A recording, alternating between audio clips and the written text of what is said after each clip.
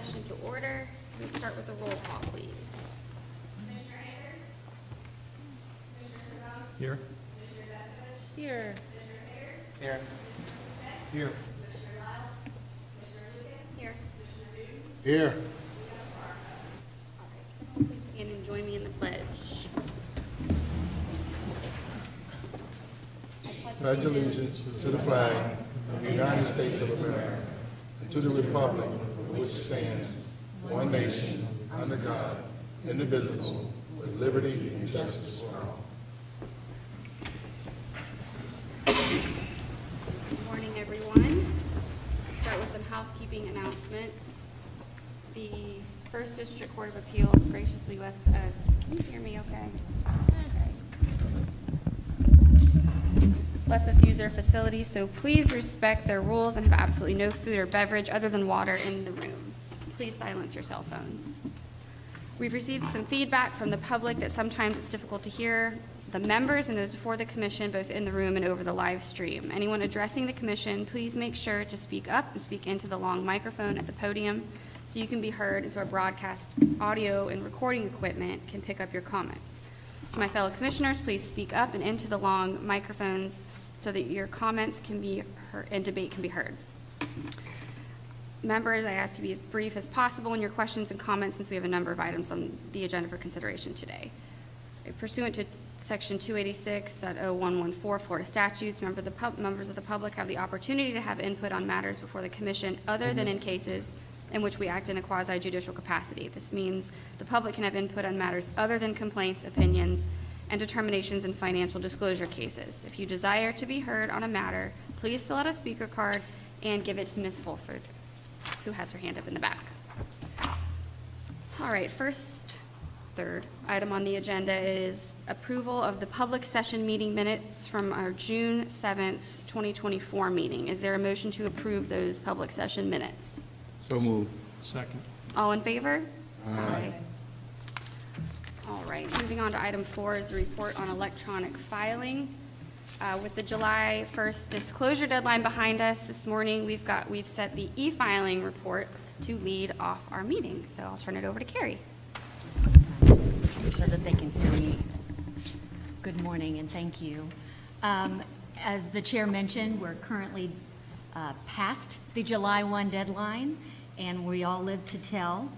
We're in the grace period until the September 3rd deadline, after which time fines accrue at a rate of $25 a day for each day late, up to $1,500. At the last meeting, you'll recall that roughly 50% of reporting individuals had already filed their form. In the month of June, our office had 9,229 incoming calls. You'll recall that these calls aren't necessarily all unique. The actual number of individuals contacting us would have been lower. There's no way to distinguish how many of the incoming are return or repeat calls, but in May we had 5,000 or so calls. So we were definitely in the business. And we can say for sure that 3,711 of those calls were routed to our call center for assistance. The system was set up and running the entire disclosure season, and aside from some minor bugs and technical issues, it performed as expected, even during the week leading up to the deadline, where we saw about a little over 5,000 forms filed electronically during that 1 week. I think it's safe to say it's been a pretty successful launch, all things considered. Anecdotally, we've received a lot of positive feedback on the system concerning filer experiences with it. Of course, the most difficult task remains assisting filers who serve on boards who might have limited access to technology or limited experience with technology, as well as the issue of having valid email addresses and getting folks logged in. Some filers did not like having an electronic system. They did not like not being able to file paper as they had before. We expected that. We did have some that did not like the fact that the comparative threshold manner of reporting financial interest that was on the paper form was no longer as a part of the e-filing. system when the legislature streamlined it back in 2019, once we went electronic. It's just that dollar value threshold that people have in order to file disclosure. But we made it through that part, and then we had a curveball when the federal court handed down the temporary injunction concerning the litigation on the local commissioners and mayors filing the Form 6 instead of the Form 1. That happened the Monday after our commission meeting on the afternoon of Monday, June 10th. It was qualifying week for candidates seeking to qualify for office. So this was significant in terms of implementing the system because EFDMS ties the form requirement to the public position of a filer. So for candidates who do not otherwise hold a position requiring the filing of financial disclosure, but who need to file a form to qualify for office, the system has a form picker where they will use a drop-down list to select the position that they're running for, and based on the position they're seeking, the system populates the correct form onto their dashboard. So you can understand how this created a situation for us that we had to remedy. This is also true for folks who currently hold a position who might be running for another office.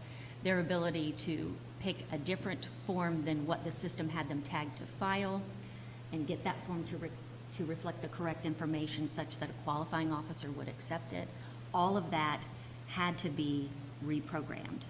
So we had to marshal resources very quickly that week, not only to evaluate, program, test, and then push into production all of the necessary changes to comply with the court's order and ensure that any person who wished to qualify for office was able to complete and file the required financial disclosure form by noon on that Friday qualifying deadline.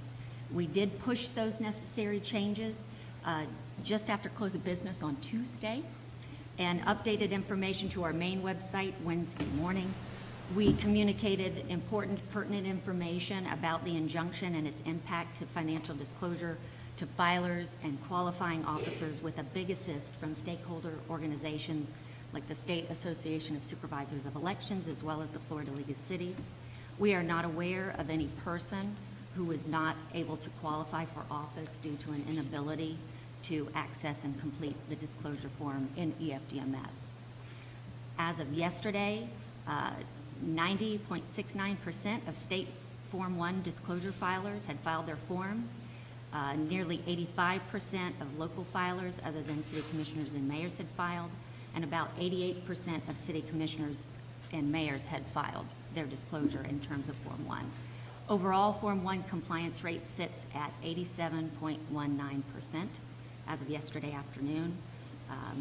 That's 31,446 disclosure forms out of a total of 36,065 expected Form 1s.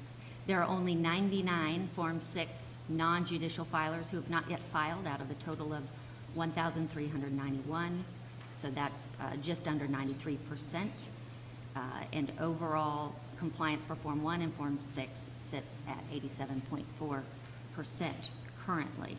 We are slightly behind this point last year when we had just over 91% of disclosure forms on file. Given that this is the first year of e-filing, that slight lag at this point isn't surprising. During this time period, the chair approved a number of disclosure extensions, including an extension for those filers who were city commissioners and mayors impacted by the form change. She approved an extension to them, I believe it was to July 15th, so they had some additional time. On Monday of this week, we sent postcards to those individuals who had not yet filed. We had good traction with that when we sent that previously to sort of notify people that these emails they were getting mean something and that there was something that they need to do. We're also going to be working with our call center to get calls out to folks who have not filed and urge them to get filed and offer them any assistance they need in order to file. In past years, we ended up with 98 to 99% compliance, so we have work to do in the coming months to get folks here. It is truly exciting for us to be on this side of July 1st. Our staff has been working on this system since 2019, and Chair Lucas graciously granted my request to invite a few of the key members of the IT team for EFDMS to join us today, and it's my pleasure to introduce them to you. Seated in the gallery, Julie Gowan. She's the IT Director and Coordinator for the Office of Legislative Information Services. That they serve as our IT people.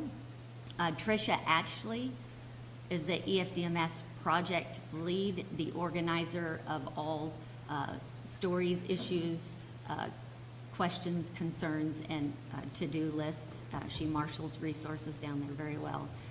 Jessica Biggers is a business analyst for the team, and she has been an integral part of working on the system, and she got up to speed quickly and has been a great help to us. I also want to recognize the other members of the IT team who couldn't be with us this morning because they're back at the office working on the system because there's still work to be done. Suhail Ghazi, AJ Mookie, Jing Chen, Jenny Chang, Ramia Kavuda, Sada Medea, Soni Singh, Jennifer Reed, Sejwan Wang, and of course, Willie Thomas, who's been a project administrator on this, who's been with us since day one. So if you would indulge me with a round of applause for these people.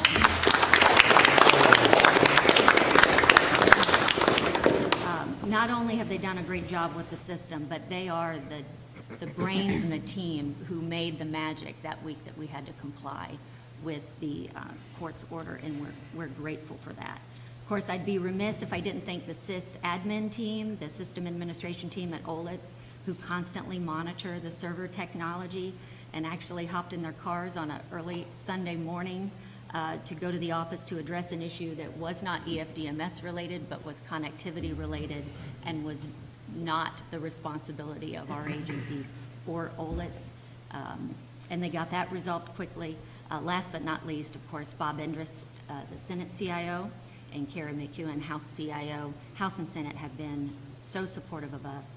So thank you to everyone who played a role in this. We are grateful, and that concludes my report, unless any members have comments or questions. I got a comment, Madam Chair. Could I do it now? Yeah. Well, what I want to share with you guys is an email I received from another state agency about one of our employees, and they thought it not robbery to contact me to recognize this individual, and I told them that I would read the email. I forwarded the email to Curry, obviously, and also our legal, but I told them I would read the email so that they would know the value of the individual and to thank them for their service. And the email states, my sincere gratitude to Ms. Prime for her service. It says, Commissioner Newton, first and foremost, thank you for your continued public service in our community and the great state of Florida. I want to take a few moments to express my sincere appreciation to Emily E. Prime, Program Specialist / Financial Disclosure in the Office of the Florida Commission on Ethics. Emily's knowledge, professionalism, warmth, response time is a standard which our most exceptional public servant strive for, and Ms. Prime exhibits it time and time again. Over the past year, she has aided myself and several peers and members of the Juvenile Welfare Board with various challenges, questions, and concerns, some of which are quite complex. Despite all of us having different levels of knowledge and diverse skill sets, we have all been thoroughly impressed by her deeply appreciate her ongoing aid and extensive knowledge. Every time I reach out to Ms. Prime, it's a delight, albeit a surprise when we connect, simply because I cannot believe other agencies have not scooped up this remarkable, talented professional. Please express my sincere appreciation to your fellow commissioners for her service. And lastly, if Emily is an example of the standard of professionalism and excellence Ms. Stillman sets in her office, then clearly the Florida Commission on Ethics is in the very best hands. With gratitude, Rebecca Gross Tiller. She's the Director of Public Policy for the Juvenile Welfare Board. So I wanted to share that, and I want to thank Ms. Prime for her service. It's not often that we get accolades like this from an agency. Normally what you see in the paper about the Ethics Commission is, all bad. So I want to shine some light on the good, and you are appreciated. So thank you for your service. Thank you, Madam Chair. Thank you for that. And if I might add, I do have plans next meeting to bring some staff here who've been working very hard and recognize their work. It was not uncommon during this disclosure season for me to receive phone calls from folks giving accolades to various members of the staff. And as you know, they work very hard, and they're a part of the magic. And so this did not surprise me at all. I'm very proud of the work that your staff does. If I may just a brief thank you, ladies, and it sounded like one or two gentlemen, maybe, is the whole department mostly women? There are a lot of women, but there are certainly a good number of men. Before you said you brought them in here and you were reading through, and I think it was maybe a 48-hour window between, sorry, we're sharing a microphone, and I'm going to take it over here.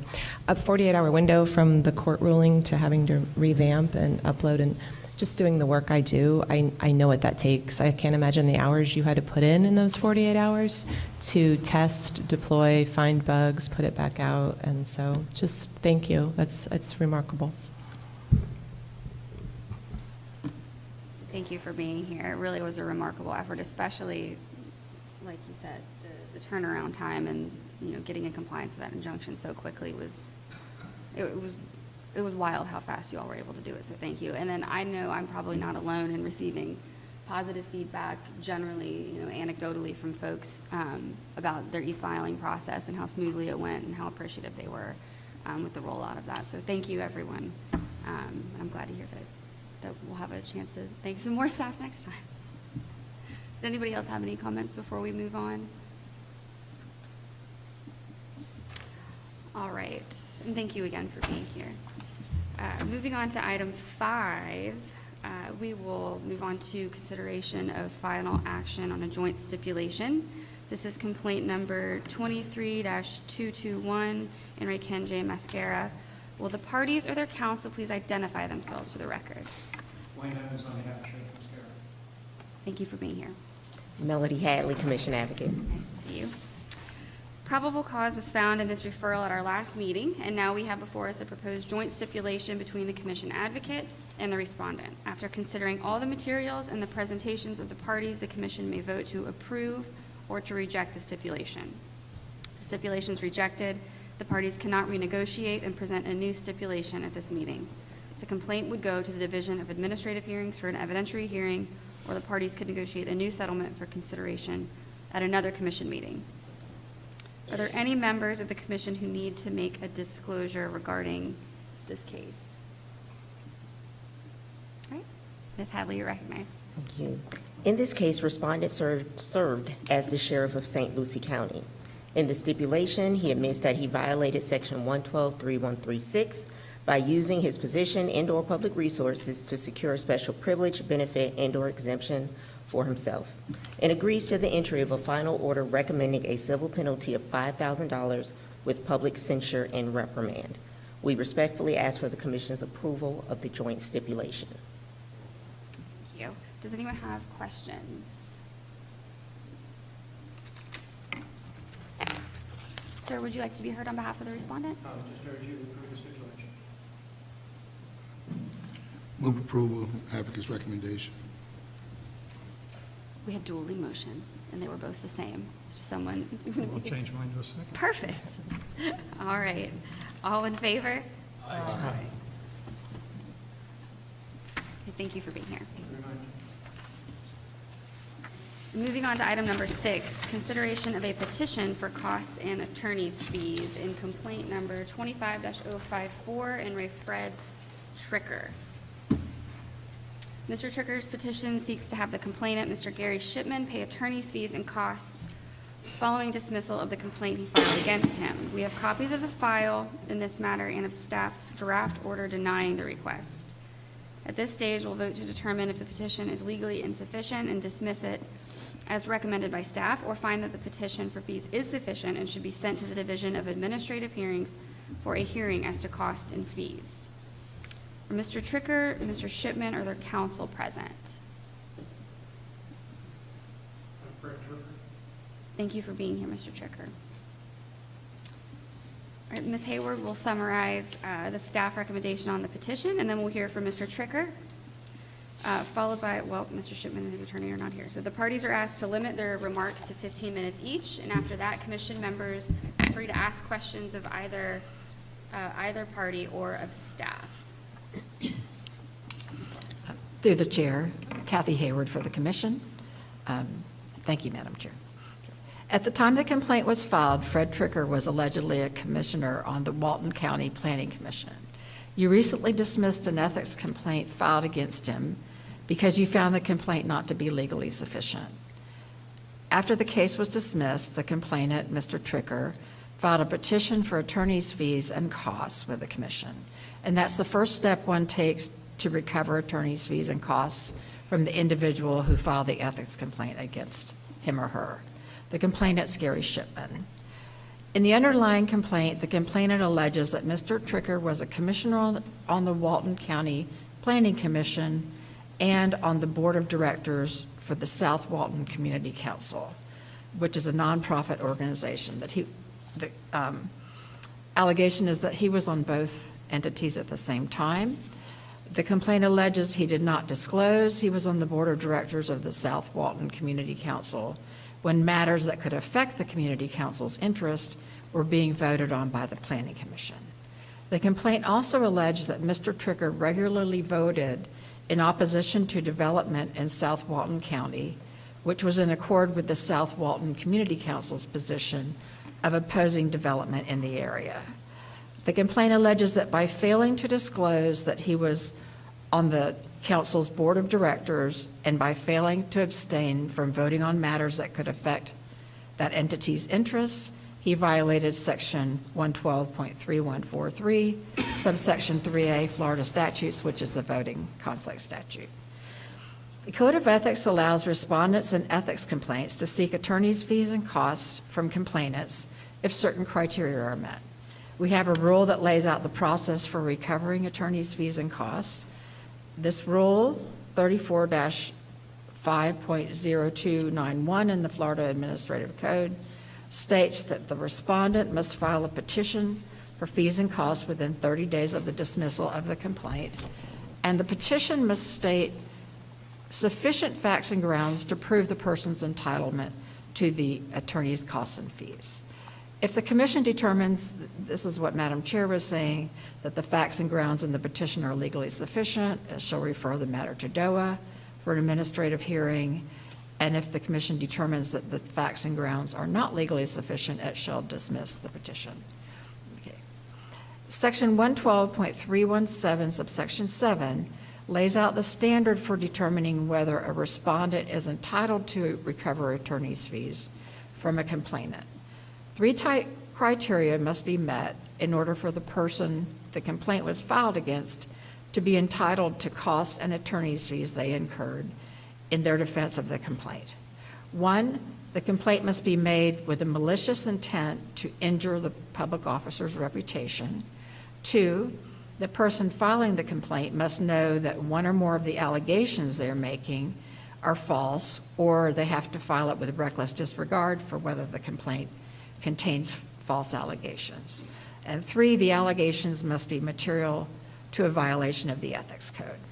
If these criteria are met, the person who filed the complaint is found liable for costs and attorney's fees that the respondent incurred in his or her defense of the ethics complaint. It's important to note that the costs and attorney's fees we're talking about here are the cost and attorney's fees a person incurs specifically in their defense against the ethics complaint. The standard is not a prevailing party standard. It's a very high bar for recovery.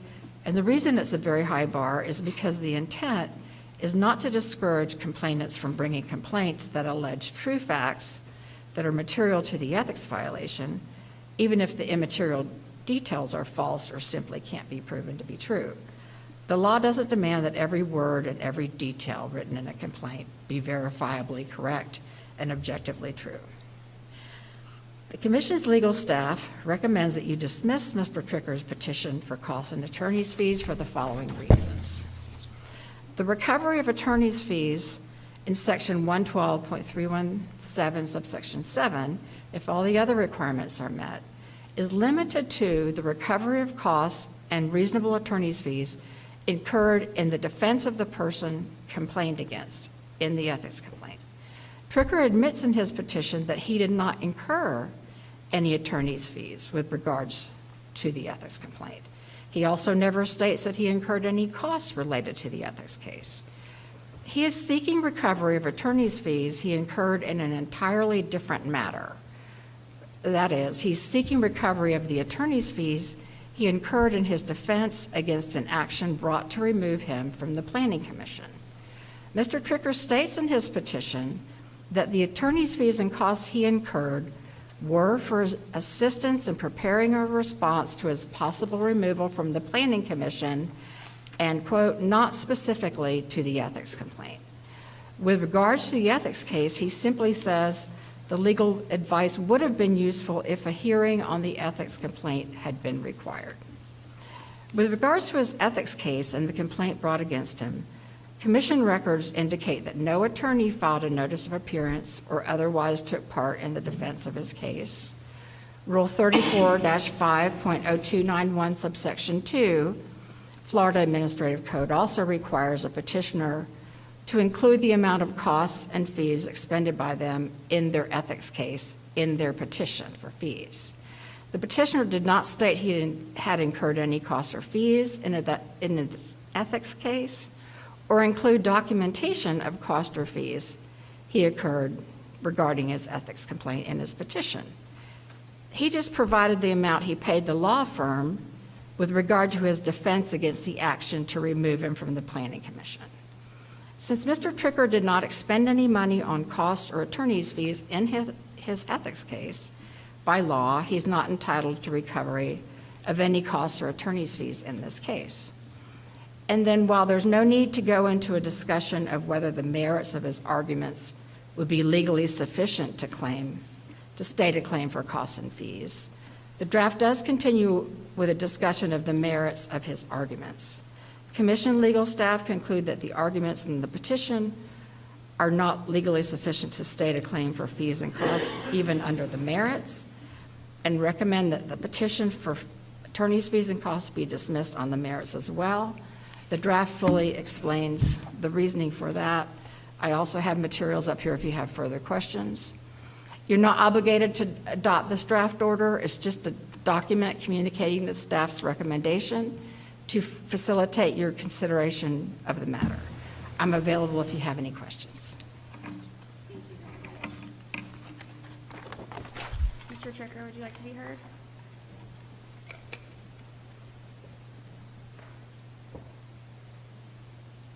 Yes, I'd like to speak.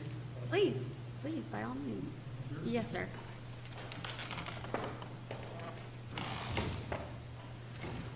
Never been here before. I'm not real clear on what the procedures are, but I'm learning fast. Thank you for the opportunity to come and speak this morning. I think this is an important issue for me, so I want to explain my position here. We're not talking about a lot of money. I didn't spend a lot of money on legal fees, but it's a matter of principle for me. The whole ethics complaint was very offensive to me, and it was issued with malicious intent. So I'm going to talk about that a little bit.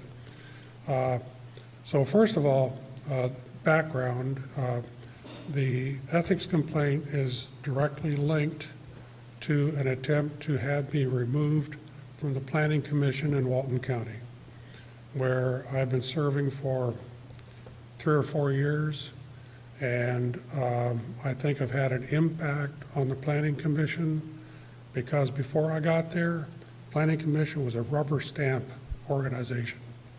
And so I have been a thorn in the side of people that are trying to push through development that I don't agree with. So I've been very vocal about that. And that's why Mr. Shipman wanted me removed from the Planning Commission. So the background is that I got a call from Commissioner McCormick, Boots McCormick, in early February of this year. And he called me to tell me that he was replacing me on the Planning Commission. So I said, okay, that's your prerogative. And so that was the end of our discussion. He didn't give me any reasons for it. I didn't ask for any reasons. But then he went ahead and brought it up at the next Board of County Commissioners meeting, where there was a motion and a second to remove me, and he had the votes.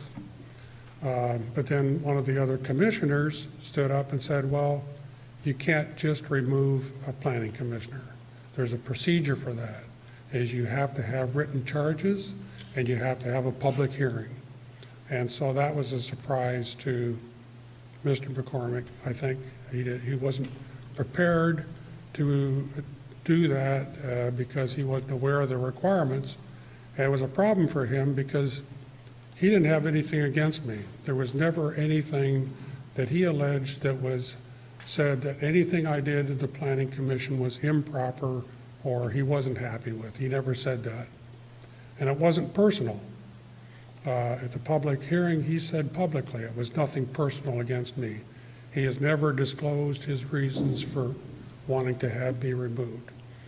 So anyway, the next step in the process is there was a public hearing in early April, and at that meeting, before that meeting, actually, I did prepare a response, and that's the reason I hired an attorney to help me with a response.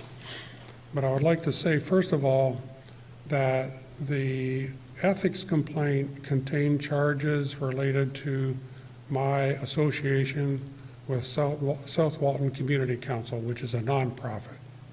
And so I've been involved with them for a number of years, for quite a while. And so the allegation was that there was a conflict of interest with my duties as a planning commissioner, which I don't believe is valid. And before I accepted the position, I checked with the county's land use attorney, and he advised me that that's not a conflict of interest. If it's a bias that I have related to, if it's I can't remember that word. If it's non-financial, then it's not a conflict of interest in terms of ethics. So he cleared the way for me to join the board, which I did. And so the thing I want to talk about is that the ethics complaint, like I say, is mostly about my association with South Walton Community Council. The written charges, which were developed at about the same time that the ethics complaint was submitted in March, contain all the same allegations. It's all the same thing. So when I hired a lawyer for the Planning Commission removal hearing, it wasn't just the Planning Commission removal. It was mostly about the ethics complaint. And at the at the public hearing, I made a statement that I never wanted the job as a planning commissioner. I accepted it only to help out Commissioner McCormick, and only on a temporary basis. I didn't want the job, and I still don't want it. And that's true today. I don't want the job, but I'm doing it because I think I have to. So I would never have spent legal fees to defend myself from being removed from the Planning Commission. I would never have done that. It was always about the ethics complaint, which I did take very seriously. I did take offense to, and I could not let that stand.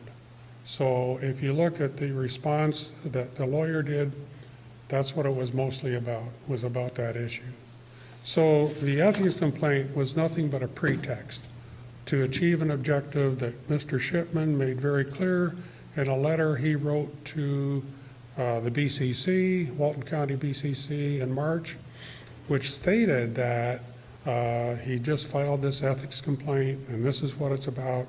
And right at the bottom he says, and we must remove Mr. Tricker from the Planning Commission. So that was his goal. And it aligned with what Boots McCormick was trying to do. So they conspired. I found out later they actually had 2 meetings on the issue. So these 2 guys are working together to try to nail me. But the ethics complaint, I believe very strongly was nothing but a pretext. I don't think it was real from the very beginning. So, yeah, so I said in my petition for costs that the lawyer I hired strictly for the planning public hearing. But I did say in there actually that they're linked. The 2 things are linked. And I think they're directly linked and directly related to each other. And the money that I spent was not to defend myself against being removed as a planning commissioner. It was for the defense of the ethics complaint, which at that point in time, I fully expected there was going to be a hearing. So I had to get prepared for that as well. So that's why I spent the money on it. That's what it's all about. So do y'all have any questions for me? Does anyone have questions? Thank you for your time. All right, thank you very much. Appreciate it.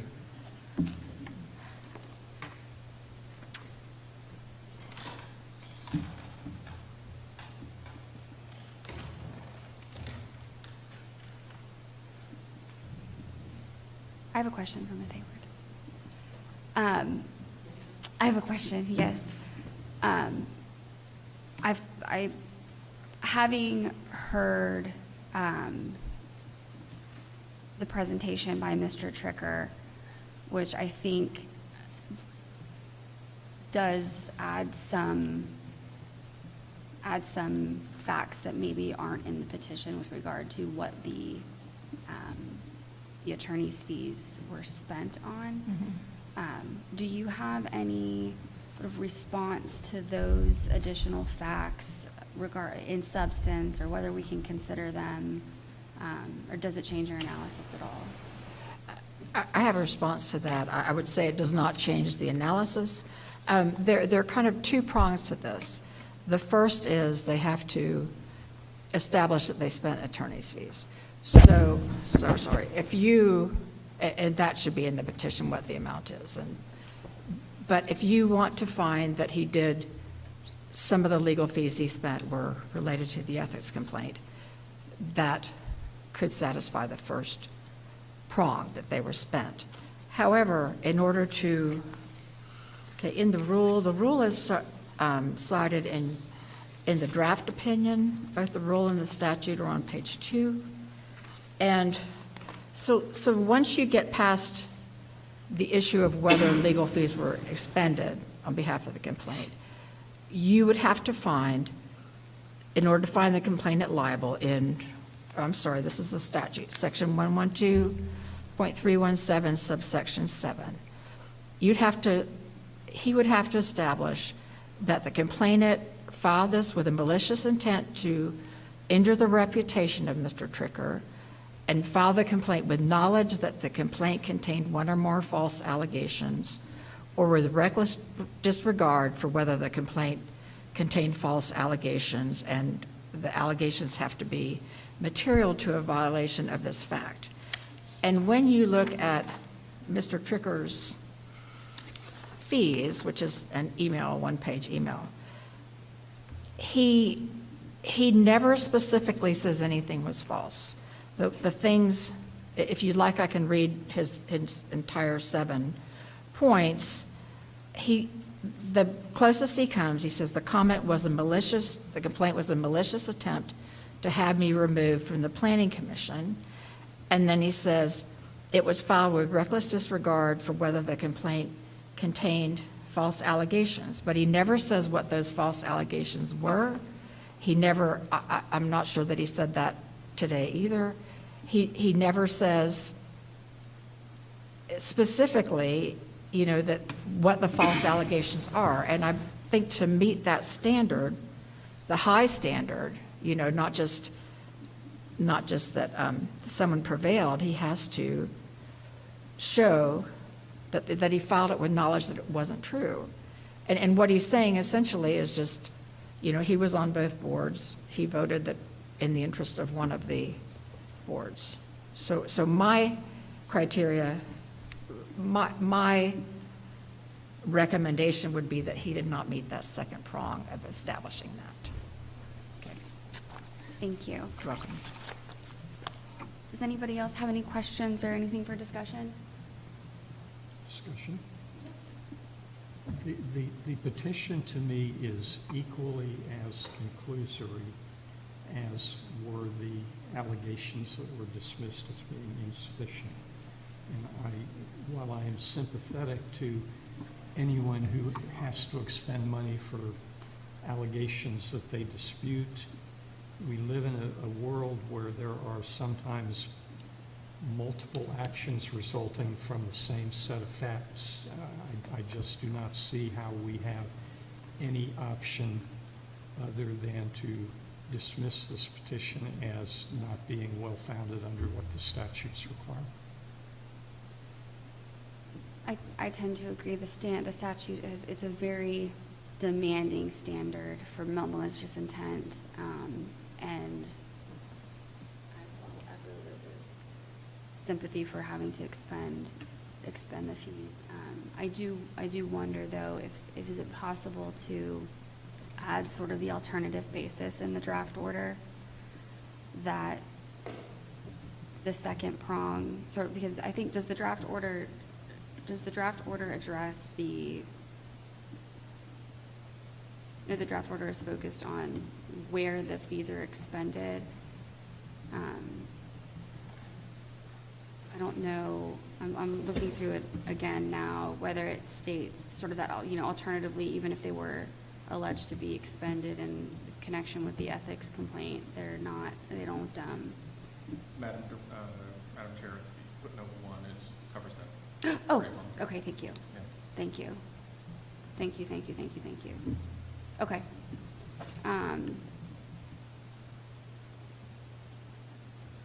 Right, okay. So, okay. Is there any, and thank you, Ms. Hayward. Is there any other discussion or questions? Is there a motion? Second. Okay, all in favor? Aye. Aye. All opposed? All right. Thank you, Ms. Hayward, and thank you, Mr. Tricker, for being here. We appreciate your appearance.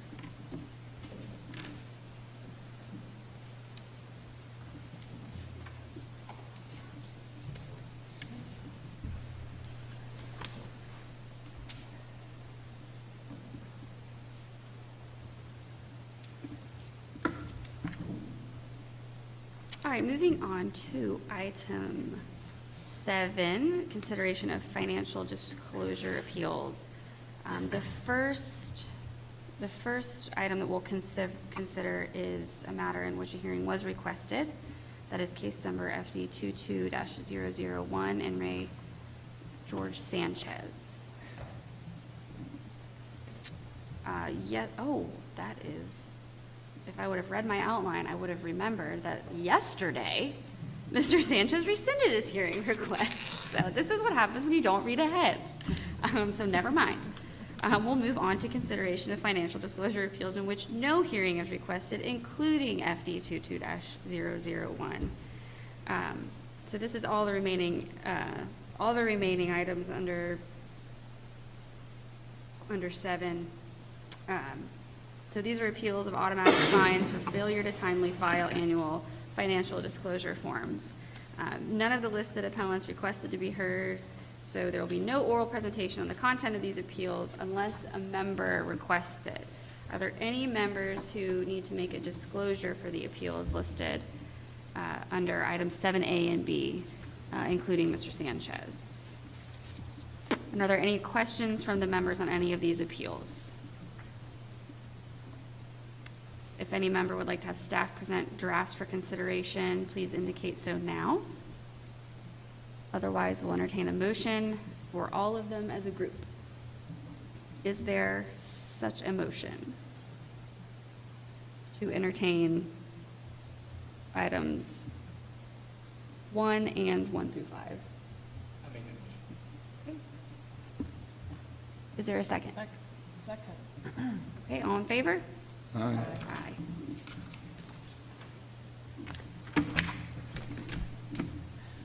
All right, moving on, item number 8, consideration, oh yes, consideration of the 2025 meeting schedule, which we are handing out now. Ink is still wet. Commissioners, you were emailed an updated copy the other day of this proposed meeting schedule. The dates that were originally sent to you remain the same. We just are in a continual process of looking at our practices as we prepare to implement the remaining parts of Senate Bill 7014 on October 1st. So we made some adjustments to our internal processes and deadlines, and that was the change made to the document. But other than that, the dates remain the same in terms of the meetings. It's just our internal process. All right, does anybody have any questions or concerns about these proposed meeting dates? If not, is there a motion? Second. Okay, all in favor? Aye. All righty. Can we keep this? Yes. All right, there is no chair's report, so moving on to the executive director's report. I don't have much to add to my written report, except I did want to introduce to you a new member of our staff. Emma Wade is with us in the audience. Emma, can you stand up so they can see you? She is a student and a part-time clerk in our office, so when you call, one of the first voices that you will hear is Emma's, and we are really happy to have her, so please welcome her. Thank you for being here. That's all that I have. All right, is there a motion to adjourn? So moved. So moved. Is one of those moved to second? Yes, it is. All right, all in favor? Aye.